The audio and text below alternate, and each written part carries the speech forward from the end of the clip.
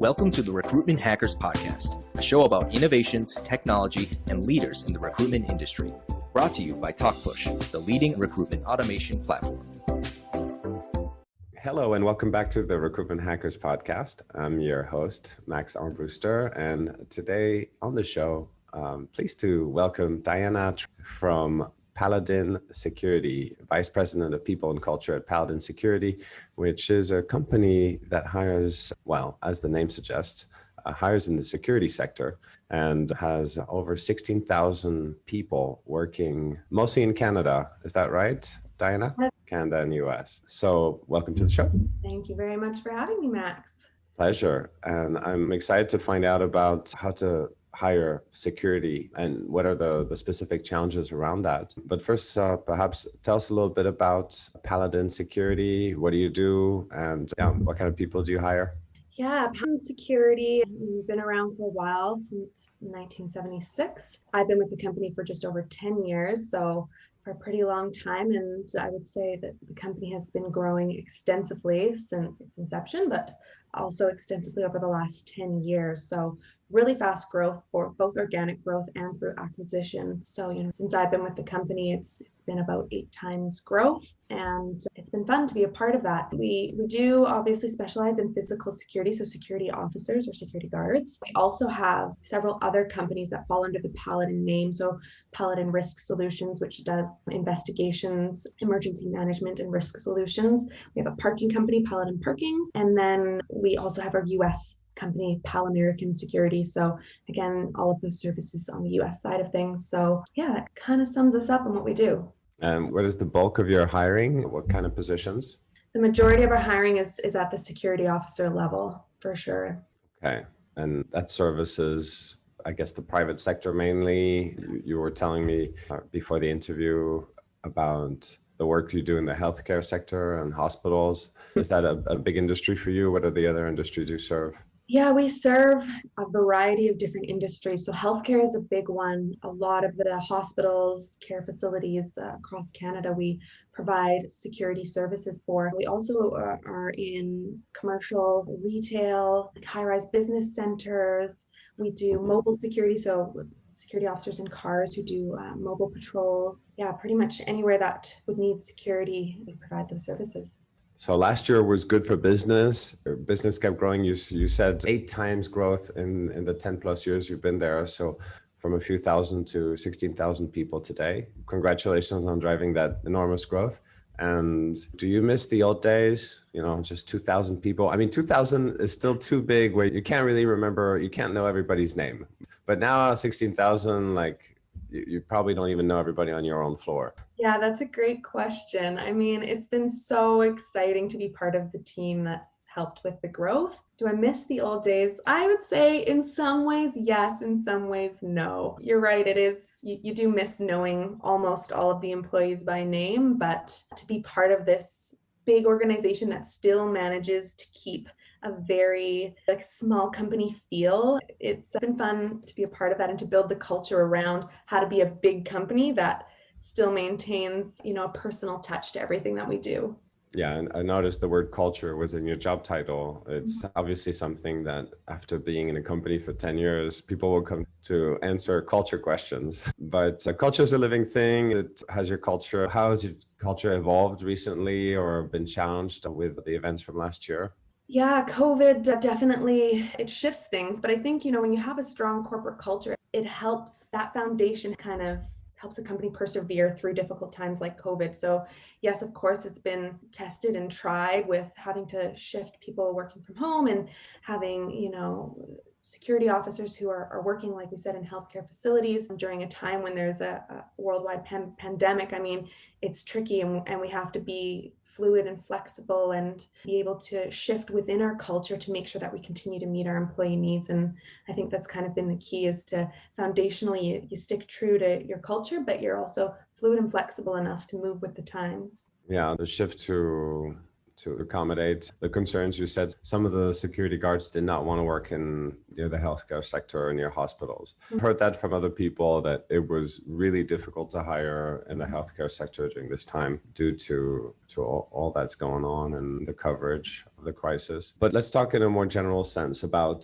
those security guards. Like, I think a lot of us have watched, unfortunately, the Mall Cops movie, where we imagine sort of a comfortable job where there's not that much happening, but you do get to wear either a gun or a taser. Is that the bulk of security? Is mostly just maintenance and kind of like making sure everything is okay and surveillance? Or are there some more like squad teams that are a little bit more action oriented? You know what? This is a good topic to discuss. You touch on what really is the crux of what causes our recruitment challenges in security is the stereotypes. At those. Yeah, everyone is. It's not just you. The security industry has the worst stereotypes, and that makes it so challenging in so many ways. But I can tell you, like lots of companies, I would say, yeah, sure, like maybe stereotypes come around for a reason. And it's, lots of companies maybe have those minimal standards.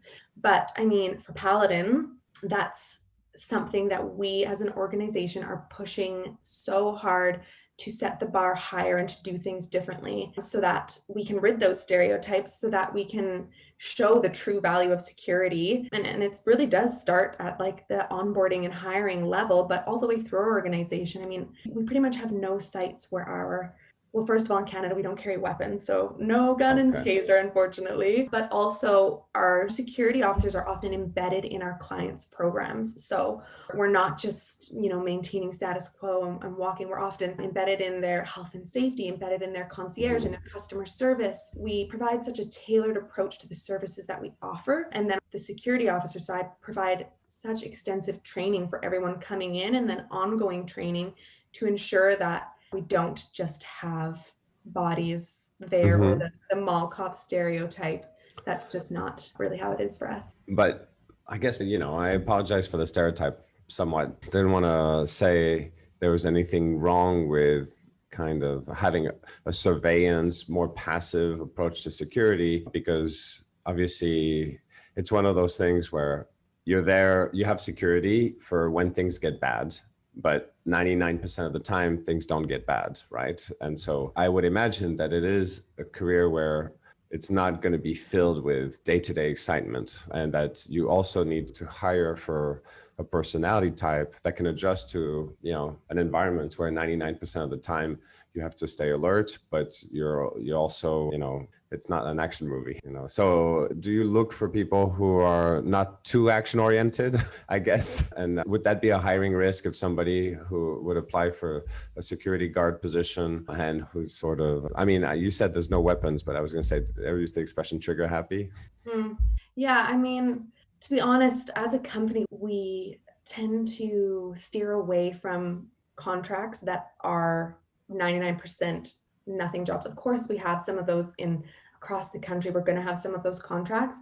But like I said, if our security officers are more embedded in the actual work that our client does, it's very infrequent that they're static and have nothing to do. When it comes to hiring, are we looking for someone specific who could do that static work? Because we have such a vast contract base at a variety of different sites, really, if we say post a job for security officer and one person is, really action oriented, go, and one person is a little more passive and, has a different skill set, we could easily hire both of them and stick them. It's a matter of, at that point, figuring out where is that person, and we do this we have a very extensive hiring process. Where is that person going to be best suited for success? Because if you put this, what you called a trigger happy person, or just someone who is more action oriented at a very quiet site, they're going to be miserable. And alternatively, if you put a more passive person at a very high action site, they're also going to be unhappy, and that's just going to cause turnover. So I think it's more about, hiring the right person at not necessarily a skill level. We can hire that, or we can train that, but hiring a person who, has the values and is a cultural addition to our team, and then figuring out where are they. Okay, great. Well, can you tell us a little bit more about exactly how you would interview somebody for one of these positions? Some interview tips. I've never interviewed. I've never hired anybody for my own firm in security. So I'm really coming from a place of ignorance. I would imagine you have a few questions around different scenarios, how you would respond to that, understanding how they would maybe create some protocols around certain situations to see how they think around that. And maybe you mentioned a little bit about values. So identifying, the kind of world they want to be part of. Am I in the right track? We have a little bit of all of it. So we obviously, there's a fine balance between, especially in an entry-level position, in having a short enough interview that you keep the person engaged, but a long enough interview that you're getting all the information you need and also allowing that candidate to get to know the company a bit. So for interview questions specifically, we will have a few questions to get to know the candidate. So a big part of it is going to be experience. They don't necessarily need security experience to work for us, but what experience do they have? Do they have gaps in their employment? Are there, have they been terminated from previous positions? So all of their employment history questions, any red flags, kind of digging in a little bit there. And then you're going to want to go into like behavioral questions. So, tell me about a time when, how did you react in this situation? And then of course, we'll do a couple of scenario questions. So give them a specific situation that really might come up in the everyday work that they do, and then see how they react or how they would react in a situation like that. And can you give us an example? I mean, I know you're interviewing thousands of people every month. I don't want to ruin, I don't want to give up your secrets, your trade secrets, but yeah. Let me see if I can think of a quick scenario on the spot that we might ask. Okay, I'll think of something really simple and basic. So say you're a security officer and you're on patrol at one of your sites. So you're doing an exterior perimeter patrol of the site and you find a wallet on the ground and you open it up and there's an ID in there and there's a whole bunch of money in there. What do? So something simple like that where you can kind of dig in and figure out, first of all, is this person like, well, I don't know, go and give it to lost and found? Well, in most situations in our sites, security handles lost and found. Or is it like, take the money and run? What exactly would they do? Can they problem solve? Are they going to, call my manager and ask them what to do? There's so many different ways that a person can go and so many different ways that you can kind of probe and find out this person's ability to problem solve, a little bit about their morals. So it can be as simple as that, where you can dive into things a little bit. I love that question because it puts me in a great mood. I'm like, when's the last time I found a wallet full of money? I mean, it just kind of like puts me in a good mood and I want to continue the interview kind of. What else you got for me? Incidentally, I have left my wallet at a food court and I came back for it and an hour later it was still there. But that was when I lived in Singapore, which is, the safest place in the world. But I think like half of the country is undercover cops, so it helps. So that's great. And you talked about hiring for more junior roles and younger staff. That's typically the space where more automation happens as people, become more senior. They expect to have a more personal approach, high touch approach. But for young and college or high school graduates, they would expect, first of all, they're a little bit more technology friendly and they go through a few more hoops before the interview typically. What kind of automation were you able to do on the recruitment front to help you with either sourcing or pre-screening? Yeah, that's a great question. I think a big part of cutting down on time comes around recruitment metrics. That's a big one. So making sure we're optimizing the time and the money that we use by tracking metrics on everything that we do with regards to recruitment. So track the source of hire, to optimize the spend, track conversion rates so we can eliminate unnecessary steps in our process, create multipliers. So maybe it's a referral bonus or something where one candidate becomes 3 or 4 candidates. But yeah, those metrics are key, figuring that out so that we can optimize that approach. So, any sort of software, whether it's a recruitment software or an HCM that's tracking every step of the candidate process. Metrics is going to be a key one. Through COVID, obviously switching to video interviews, that's obviously going to be big. And I think we're going to see that more and more, even pre-recorded videos. We're going to see that more in the interview process where candidates are pre-recording answers to questions and submitting those. You said background checks. I mean, they're obviously very important in your industry. Is that something that is typically outsourced to a third party? Yes. So, yes and no. All of our criminal record checks and those kind of checks have to be done. We can't do those internally, but reference checks and those types of things, done a little bit differently depending on the province that we're in. Some of them are done third party and some of them are done by our HR teams directly. So a little bit of both, but we definitely see obviously more efficiencies with outsourcing that. Yeah, because I was thinking about the fact that you're doing those video interviews and asynchronous video screening. And I believe some companies have moved to the place where they can authenticate someone through video and their documentation as well in a semi-automated manner. Mm-hmm. So, gradually, I guess this is where it's going, though unfortunately there hasn't been sort of a passport, a crypto passport that would tell all employers this person has been verified and that could be used throughout. There's only the LinkedIn profile, but I don't think there's any security equivalent to a LinkedIn profile, right? No, I'm sure people are trying to build that over the years. You must have heard a few pitches. You would think so.